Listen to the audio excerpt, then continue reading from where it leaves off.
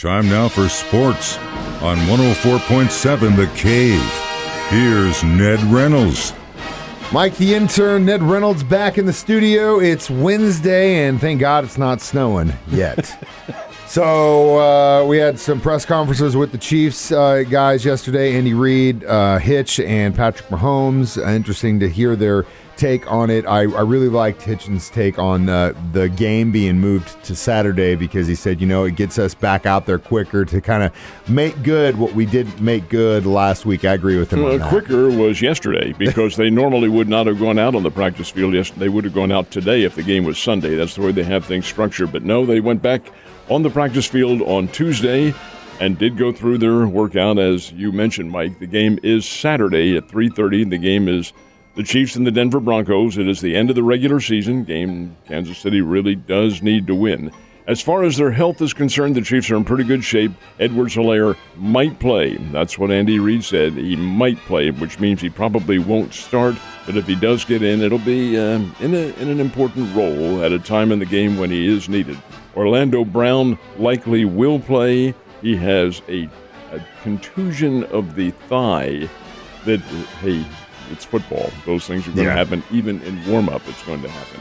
Lucas Niang will not play. He's out. He's out for the rest of the season. He has a torn patellar ligament, and that's going to pretty much end it for him. He has surgery, so he's out. Forget about him. But otherwise, I think they're probably in pretty good shape, and it should be a pretty good football game. Denver out there will play the Chiefs tough. Kansas City still remains a 10-point favorite. And Broncos starting Drew, aren't they? They'll have to. Drew Lock will have to be the quarterback on that.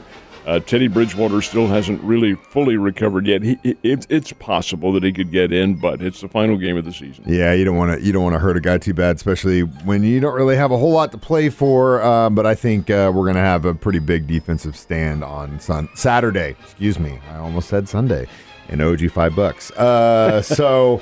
One of the drags about Major League Baseball situation is that since the owners have locked the doors, that means some of the off-season stuff doesn't get to happen.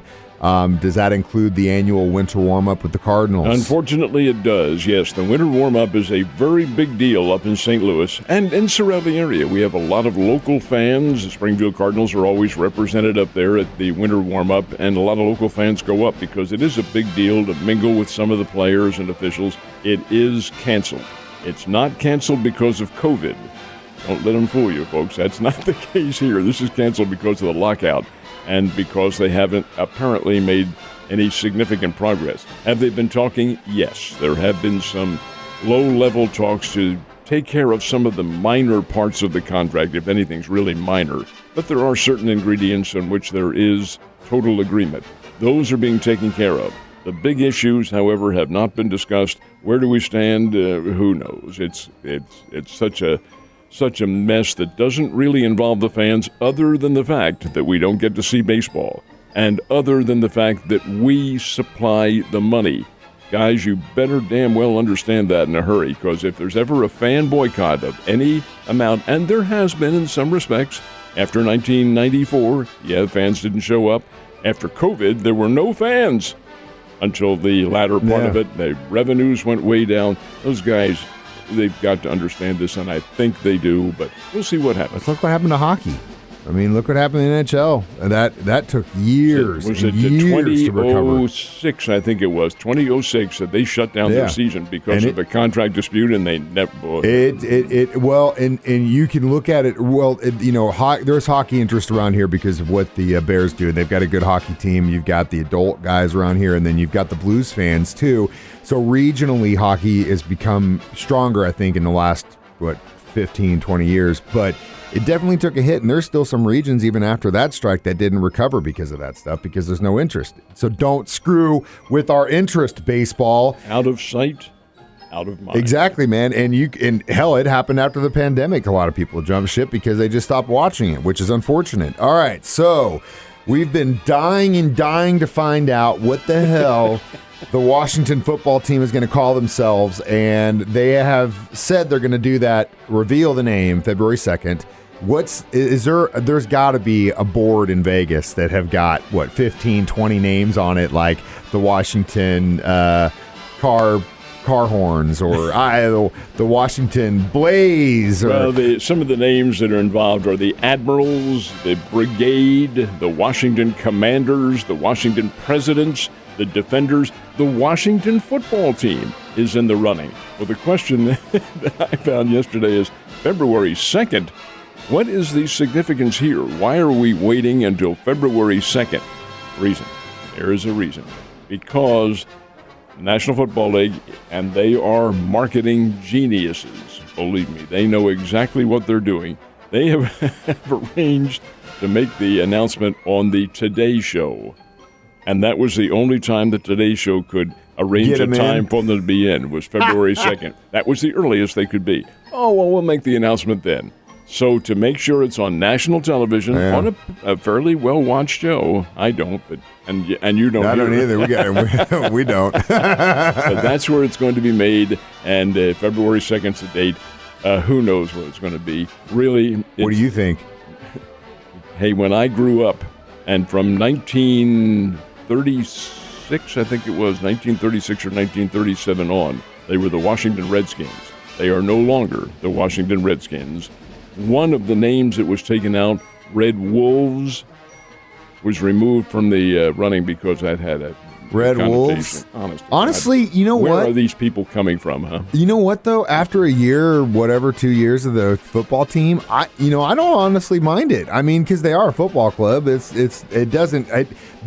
stuff that they've got, the logos, it doesn't really change. I mean, I don't know. Their colors haven't changed. Their stadium hasn't changed. Their players are bad to begin with.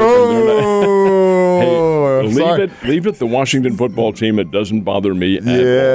Yeah. Well, you got some bad blood being over there on the East Coast with your green and white, so I can see where you're coming from, Ned. The Drury Panthers and Lady Panthers were supposed to play last night. The Panthers obviously couldn't because of COVID, but the women did get a chance to play. Did they get the dub? They did. Outscored Southwest Baptist 24-4 to start out the basketball game. That's a long day for you. You knew things were in trouble when that's the case. It's a very good team like Drury. And Drury went on to win 77-60 over Southwest Baptist. And you're right, the men did not play. Game was canceled because of COVID, and under the Great Lakes Valley Conference rules, the game is canceled. It will not be made up. Now, Drury is supposed to play tomorrow night as well at Illinois Springfield. Be on the road.